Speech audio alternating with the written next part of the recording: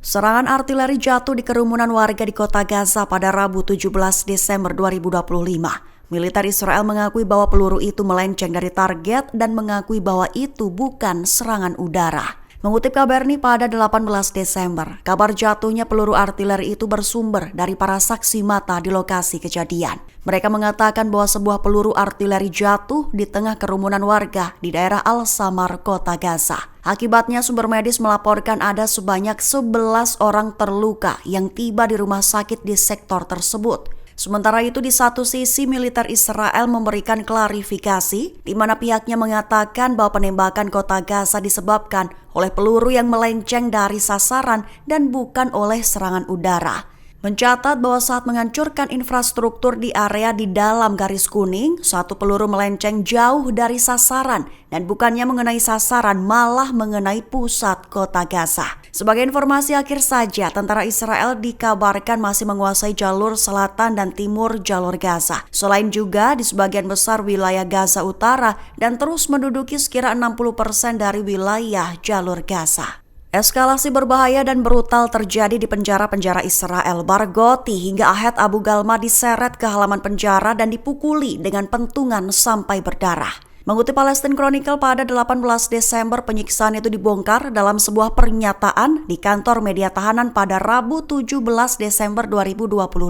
Kantor media tahanan memperingatkan adanya eskalasi berbahaya di penjara Israel, di mana tahanan Palestina terkemuka menjadi sasaran kekerasan brutal dan penyiksaan psikologis. Beberapa tahanan senior dilaporkan diseret ke halaman penjara dan dipukuli hingga berdarah, termasuk pejabat Hamas Abdullah Barghouti dan Bilal Barghouti, serta pemimpin PFLP Ahed Abu Galma. Bahkan Marwan Barghouti juga telah menjadi sasaran ancaman dan tekanan keamanan yang bertujuan untuk menyebarkan ketakutan dan melemahkan moral. Menurut jaringan berita Quds, keluarga Barghouti baru mengetahui dalam beberapa pekan terakhir bahwa ia mengalami sejumlah cedera serius selama berada di dalam tahanan. Laporan tersebut menyebutkan adanya kerusakan pada gigi, tulang rusuk, telinga, serta jari-jarinya yang diduga terjadi akibat perlakuan keras dari pihak berwenang penjara Israel. Lantas, serangan-serangan tersebut disebut sebagai tindakan yang disengaja, di mana tujuannya untuk menghancurkan mental para tahanan dan menakut-nakuti yang lain.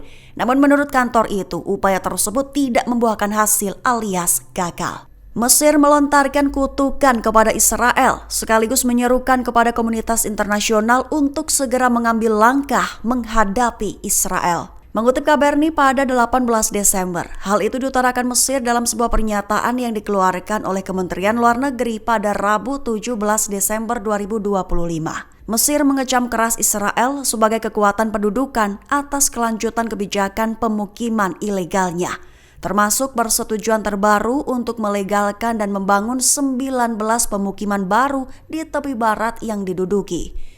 Dalam pernyataan resminya, Mesir menilai langkah itu sebagai pelanggaran nyata terhadap hukum internasional dan resolusi-resolusi Dewan Keamanan PBB, di mana yang menegaskan bahwa aktivitas pemukiman di wilayah Palestina yang diduduki sejak 1967 adalah ilegal. Mesir kembali menegaskan penolakannya secara mutlak terhadap perluasan permukiman, menyatakan bahwa kebijakan tersebut menjadi penghalang utama bagi terwujudnya solusi dua negara, sehingga Mesir mendesak komunitas internasional untuk menjalankan tanggung jawab hukum dan moralnya, terkhusus dengan mengambil langkah nyata guna menghentikan pelanggaran tersebut. Qatar menilai gencatan senjata di jalur Gaza bisa saja hancur, mengingat saat ini sudah berada dalam ancaman serius, terutama akibat pelanggaran harian yang terus dilakukan Israel. Mengutip Al Jazeera pada 18 Desember, peringatan itu dilontarkan oleh Syekh Mohammed bin Abdul Rahman bin Jassim Al Thani pada Rabu 17 Desember 2025.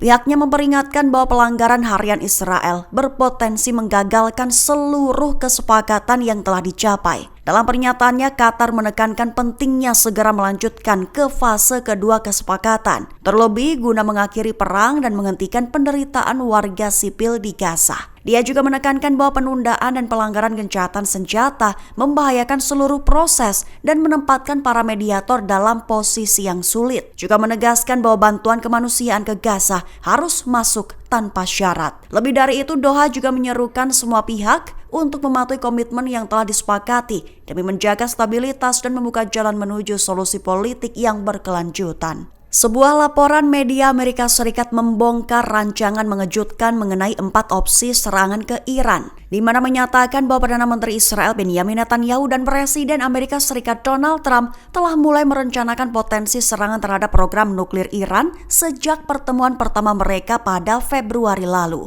Mengutip The Times of Israel pada 18 Desember, laporan itu dibuat oleh Washington Post pada Rabu 17 Desember 2025. Di mana sumber utama mengungkap pembahasan tersebut tidak hanya mencakup opsi militer saja, tetapi juga disertai upaya penyesatan publik yang terstruktur untuk menutupi rencana sebenarnya. Menyatakan bahwa 4 skenario tersebut mencakup serangan yang sepenuhnya dilakukan oleh Israel, serangan yang dipimpin oleh Israel dengan bantuan minimal dari Amerika Serikat, atau dengan kolaborasi penuh, atau bahkan serangan yang dipimpin oleh Amerika Serikat secara langsung. Langkah ini disebut dikembangkan jauh sebelum isu tersebut mencuat ke ruang publik.